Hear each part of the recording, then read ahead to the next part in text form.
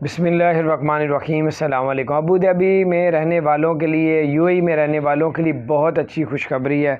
آپ کو بتاؤں گا، آپ کا بھی دل خوش ہو جائے گا۔ اور اس سے پہلے کہ میں آپ کو خبر سناؤں، اور ایک فلائٹ کی بھی بیچ میں آپ کو اچھی خبر سنا دوں گا پاکستان، انڈیا، بنگلہ دیش کے لیے ایمریٹس ایئر لائن کی بڑی خوشخبری ہے وہ بھی۔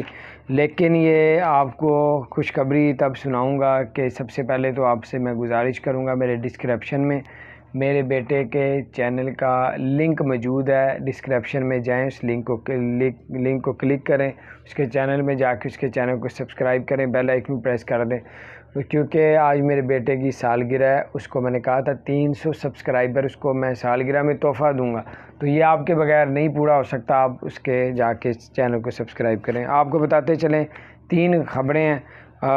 سب سے پہلی خبر تو یہ ہے کہ ابو دھابی حکومت نے کہا کہ 19 جولائی، 20 جولائی، 21 اور 22 اور 23 جولائی تک آپ ٹول پلازے کا جتنا بھی جو ٹکٹ تھی، چارجز تھے، وہ اب نہیں لیے جائیں گے۔ یہ 4 دن جو ہے بالکل فری ہوگی۔ اور پارکنگ بھی ابو دھابی میں تمام پارکنگیں جو عید کی موقع پہ فری کر دی گئی ہیں۔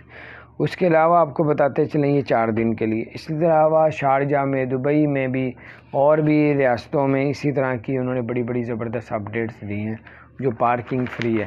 تو آپ کو بتاتے چلیں کہ ایمریٹس ایئر لائن نے اعلان کیا، کیونکہ فلائٹوں کا سب کو انتظار ہے کوئی بڑی خبر آئے تاکہ لوگوں کی مشکلات آسان ہوں، کیونکہ 21 جولائی کو اوپن ہونی تھی، پھر 1 اگست کو کر دیں کہ پاکستان، انڈیا، بنگلہ دیش کی جو فلائٹیں 1 اگست سے چلیں گی، لیکن وہ بھی جو ہے ابھی 1 اگست 12 تھوڑے دن رہتے ہیں۔